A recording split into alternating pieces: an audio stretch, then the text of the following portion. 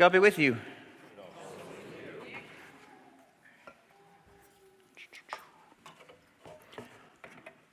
So, if you have been hanging out with us this Advent, you'll know that what we are doing is literally, and this is just so cool, it's literally what churches around the entire world are doing.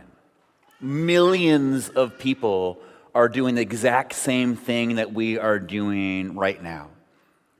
We're counting down to Christmas, and we're exploring these things that we're exploring: hope, peace, joy, and love. And there's something really beautiful about us joining in with our siblings around the entire world, exploring these things that our tradition says are somehow attached to Christmas.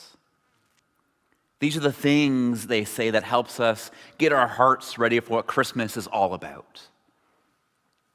And not to spoil it or anything, but Christmas, as we'll explore in a couple weeks, when you boil it all down, what Christmas is really all about is one of our deepest, most profound truths that we have as a spiritual community. It's about this thing that we call the incarnation. This idea that God is not up there somewhere, watching from a distance and only in the heights of our humanity. But in some profound way, God is also here in the depths of our humanity, right in the thick of everyday, real human life. That's what we celebrate at Christmas. And we talk about these things of hope, peace, joy, and love, not because they are distractions from real life, but because in a really beautiful way, this is how we actually enter into real life. We practice hope, joy, peace, and love because that is what we do with sorrow, chaos, despair, and fear. We choose these things. And that is how we enter into life as it's meant to be. We show up with these things, and that is how we live fully and discover that we are not alone because God is right there beside us. And so that's why we talk about these things every single year. They help us show up in the heights, in the middle, in the depths, knowing that is where we encounter God. That is where we find life as it's meant to be. Because if Advent does anything, it trains us to look for God in the mess, not above it. Because sometimes we think God's above it, right? God can't possibly be in the mess and the human stuff. But Christmas leans in and says, no, it's actually right there. That is where we find God. And so we've talked about hope, we've talked about peace, and today we talk about joy. And today we're going to do something either a little different or a lot different. We're going to find out. I'm a little nervous about it, but we're going to roll with it. But before we do that, we're going to begin with this. We're going to begin with two truths that I think are true about joy. So the first truth I think is true. We are wired for joy, right? Anyone else with me on that? We're wired for joy. We want it, like truly, madly, deeply, we want it. A friend of mine would say that we're meant to feast on joy. We know on some deep, soulful level that joy, like we're wired for it. It's in our DNA. With me on that one? Yeah, some of you? Okay. Which takes us to the second thing, and you should be with me on the first thing to get here. We'll find out. This whole thing could implode right now. The second truth about joy. Even though we're wired for it, we kind of suck at finding it, right? We forebode it. We self-sabotage it. We run away from it. We shut it down the moment it shows up. We mistake it for happiness. Right? We do all these things that even though we're wired for it, even though we want to be all Savage Garden about it and seek it out, thank you, we mess it up. We get in our own way and we don't end up finding it. Right? Anyone with me on that one? We struggle to find it. Interesting. More of you struggle to find it than think are wired for it. That's fascinating. We'll talk about that. But knowing that we're all kind of somewhere in this tension, as I was getting ready for this week, I'm like, okay, so we're wired for it, yet we kind of are terrible at finding it. And so let's name what joy is. Let's just define it, and then we can name it, know what we're looking for, and then we'll end this sermon with like a few spiritual practices and bada bing, bada boom, like we're all set to encounter some joy. And so I whipped out the definition that I've been using for a few years now, and I think it holds up. But then I was like, well, what are other people saying about joy? What are the people that I respect? What are the theologians, the social scientists? What are other thought leaders? What are people saying about joy? And so I looked them all up. And the fascinating thing, I did not expect this, they would say wildly different things. Like you read them and you're like, you are not talking about the same thing at all. And like, okay, well, if you guys, you are who you are. So you're reputable, you're smart. Okay, what if I just mashed all these things up together? And so I turned to my friend ChatGPT, right? I call him Petey. I was like, hey, Petey, what if we distilled all these things down and mashed it all up? What would we get? And so Petey spat something out. I'm like, oh, interesting. And then he asked, do you want to see some more? And I'm like, yes, I do. I know I'm taking a little walk here. And then we spent the entire night riffing, refining, nuancing, redacting, pushing back, until I had 50 definitions of joy. And by the end of it, I learned something beautiful and powerful about joy. And so today, we're going to relive my date night with Petey. And I am going to share with you a whole whack of definitions about joy.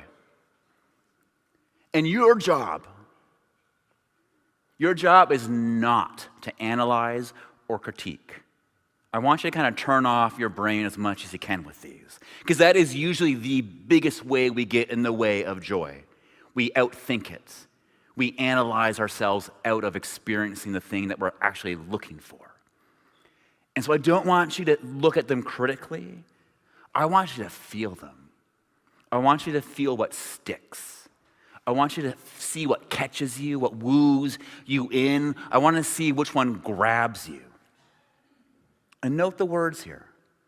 Not which one you want, not which one you think is cool.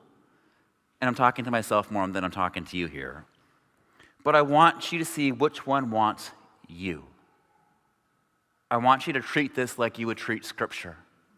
I want you to see what the Spirit does with it, and if any part of you gets pulled in towards it. That's what I want you to do with these. And then we'll wrap it all up with a couple thoughts at the end that will help us understand why joy is a part of Christmas and how being joyful people can actually make Christmas so much better. Are you with me?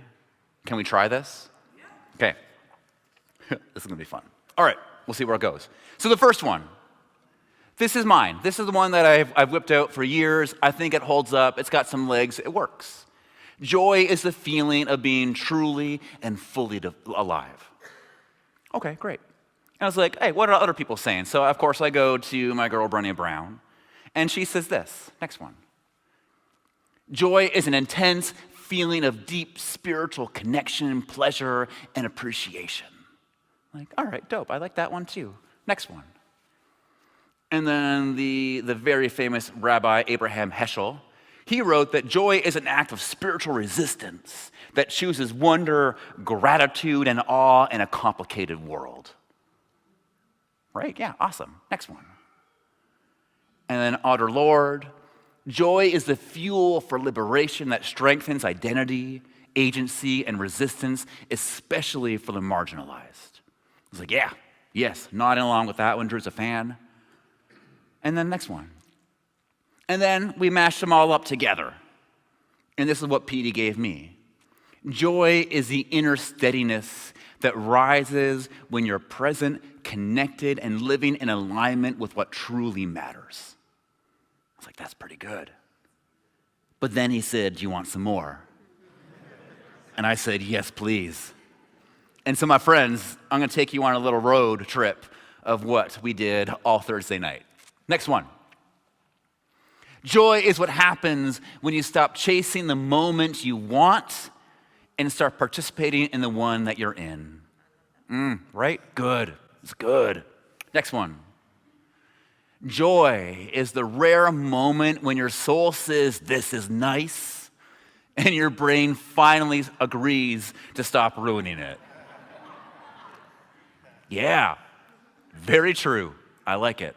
Next. Joy is what happens when you stop catastrophizing long enough to notice God didn't actually ask you to run the universe. It's good. It's good. Petey knows what it's talking about. Fellow catastrophizers, unite. Next. Joy is God's way of reminding you that miracles are real and also that you should maybe unclench.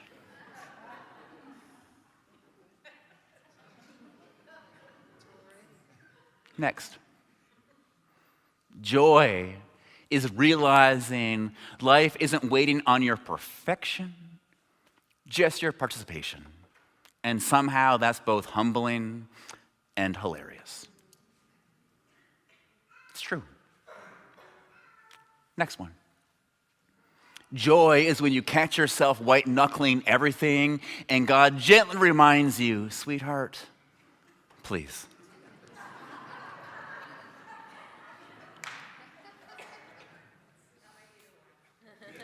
Yeah, and if any of these stick, your job, remember, hold on to it. Notice it. Feel it. Next. Joy is the quiet proof that life can be beautiful even when you're not in control of it. Yeah. Yeah, I know when it's quiet, it's like. Next one. Joy is a soft glow that appears when you stop bracing for impact and start trusting the light that's already here. Next. Joy is presence unburdened. Next. Joy is what happens the second you stop overthinking your way out of the good things already happening. I know, right? It's convicting. Next. Joy is the moment you realize God isn't found in the certainty you've built, but in the wild, holy ruin of letting it all collapse.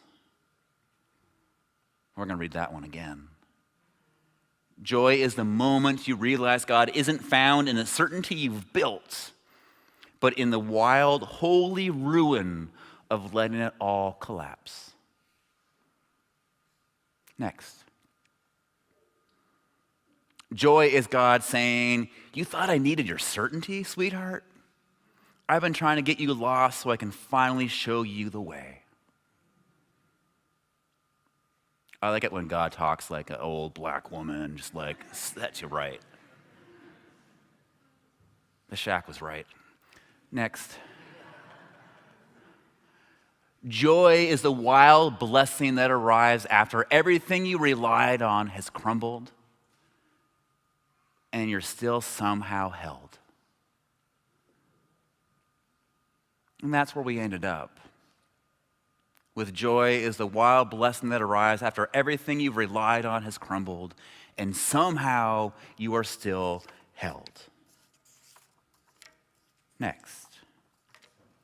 And we can go on. I had like 50 more of those.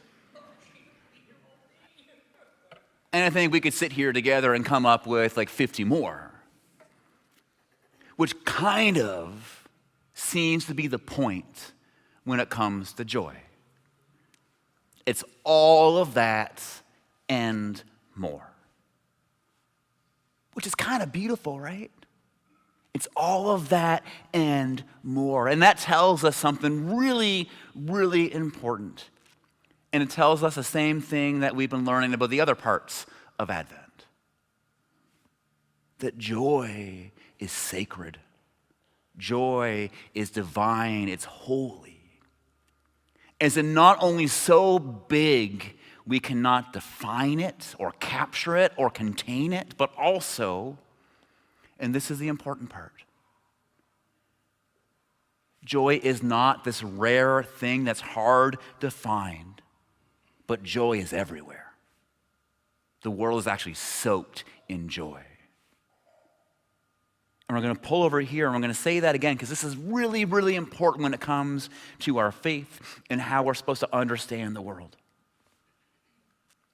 What this tells us is that joy is sacred for exactly the same reason as God is.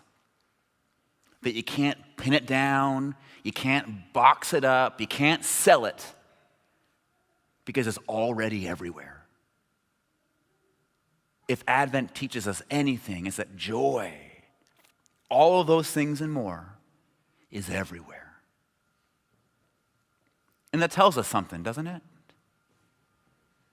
For those of you looking for joy, for those of you hungry for it, for those of you who would gladly take any version of it, it tells us that the work of joy isn't in finding it. It isn't in defining it. It's not in mastering it. The work of joy is in noticing it. The work of joy is in opening to it. The work of joy is in allowing it.